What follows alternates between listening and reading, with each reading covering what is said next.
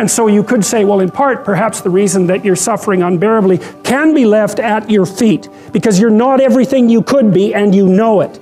And of course that's a terrible thing to admit, and it's a terrible thing to consider, but there's real promise in it, right? Because it means that perhaps there's another way that you could look at the world, and another way that you could act in the world, so what it would reflect back to you would be much better than what it reflects back to you now. My experience is with people that we're probably running at about 51% of our capacity.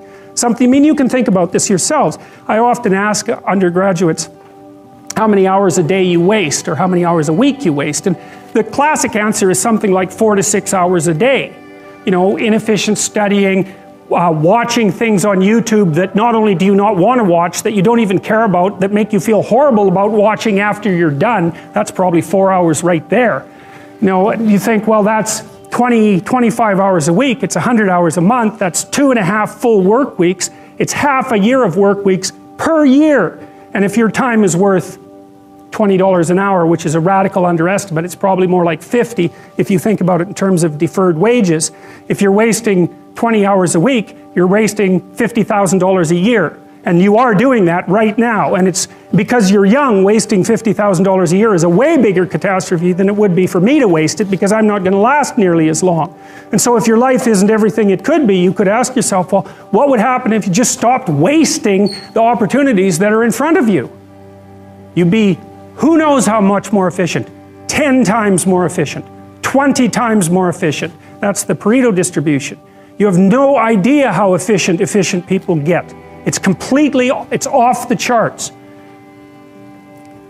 Well, and if we all got our act together collectively and stopped making things worse, because that's another thing people do all the time, not only do they not do what they should to make things better, they actively attempt to make things worse because they're spiteful or resentful or arrogant or deceitful or homicidal or genocidal, or all of those things all bundled together in an absolutely pathological package. If people stopped really trying just to make things worse, we have no idea how much better they would get just because of that. So there's this weird dynamic that's part of the existential system of ideas between human vulnerability, social judgment, both of which are major causes of suffering, and the failure of individuals to adopt the responsibility that they know they should adopt. It isn't merely that your fate depends on whether or not you get your act together and to what degree you decide that you're going to live out your own genuine being. It isn't only your fate, it's the fate of everyone that you're networked with. And so, you know, you think, well, there's 7 billion people in the world. We're going to peak at about 9 billion, by the way, and then it'll decline rapidly, but 7 billion people in the world, and who are you? You're just one little dust mote among that 7 billion, and so it really doesn't matter what you do or don't do, but that's simply not the case. It's the wrong model, because you're at the center of a network. You're a node in a network. Of course, that's even more true now that we have social media. You'll know 1,000 people, at least over the course of your life, and they'll know 1,000 people each, and that puts you one person away from 1 million, and 2 persons away from 1 billion.